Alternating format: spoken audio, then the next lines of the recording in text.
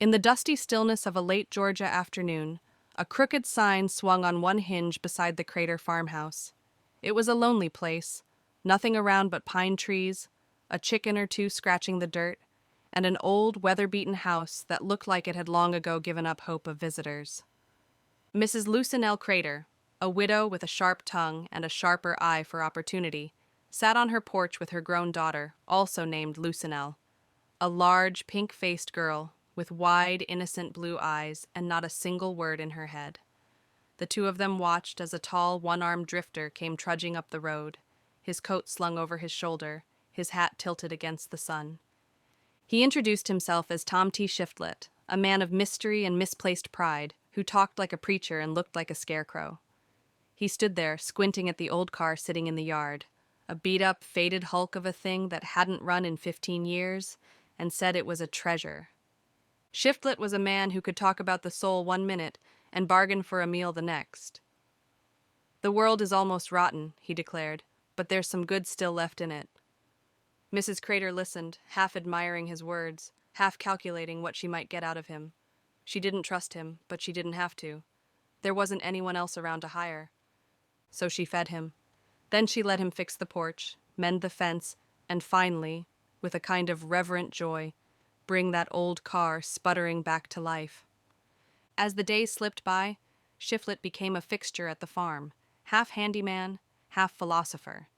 He'd sit on the porch at sunset, talking about cars, heaven, and the crooked ways of the world, while Mrs. Crater plodded. She saw something in him, not holiness, but usefulness.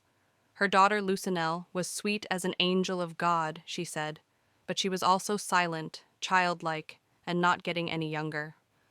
So one evening, when the crickets had begun their noisy prayers, Mrs. Crater made her move. "You want a home, don't you?" she asked. Shiftlet hesitated, chewing on the thought like a tough piece of meat. "Well," she went on, "you could marry my daughter. I'll even give you the car." The deal was made in half-spoken promises and quiet desperation. They went to town, and Mrs. Crater, with a tight purse and tighter conscience, paid for the wedding and filled the car's tank.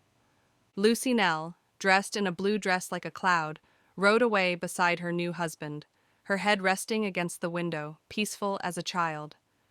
Shiftlet drove with a fixed smile and a restless heart, the road unwinding like a ribbon before him.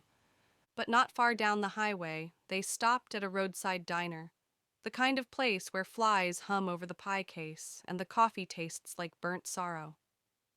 While Lucynell slept at the counter, Shiftlet quietly told the boy behind the register that she was a hitchhiker, tired out. He left her there, a dove in a world full of foxes, and drove off with his car, his freedom, and not a shred of decency. As the miles rolled under him, the land flattened into a gray stretch of nothing. He picked up a hitchhiker, a young boy with a sullen face and quick answers. Trying to ease his guilt, Shiftlet began to talk. About mothers, about right and wrong, about salvation. The boy cut him off, shouting, "My old woman's a flea bag, and I don't need none of your lip." Then he jumped from the car and disappeared into the dust. Alone again, Shiftlet felt the sky close in. The air grew heavy, the clouds bruised with thunder. Lightning flashed on the horizon. He lifted his face toward the coming rain and cried out, "O Lord, break forth and wash the slime from this earth." But the rain that fell was not for the earth alone. It was for him, too. A man who thought he could outrun his own corruption, only to find that he carried it in his own heart. The sign flashing in his memory said it plain as day, "Drive carefully, the life you save may be your own." But Tom T. Shiftlet never did read between the lines. Some folks say Flannery O'Connor was too hard on her characters, but the truth is, she just told the truth plain. Tom T. Shiftlet wasn't much different from a lot of people you meet, quick to point out what's wrong with the world, but slow to look at the rot in their own hearts. He talked about salvation, but what he really wanted was a good meal, a running car, and a way out. Mrs. Crater wasn't much better. She was willing to trade her daughter's innocence for the security of a man's shadow around the house. And sweet Lucynell, quiet, pure, trusting, was the only one in the story who didn't want anything. She just was love, unguarded and unashamed, like the dove she was meant to be. O'Connor knew the world was full of shiftlets, people who can fix what's broken on the outside, but won't let God fix what's broken on the inside. That's why her title cuts so deep. The life you save may be your own. It's a warning and an invitation at the same time. Drive careful, not just on the road, but through life. Because every turn of the wheel takes you either closer to grace or further from it. And when that storm comes, and it always does, it's worth asking yourself what Shiftlet never did.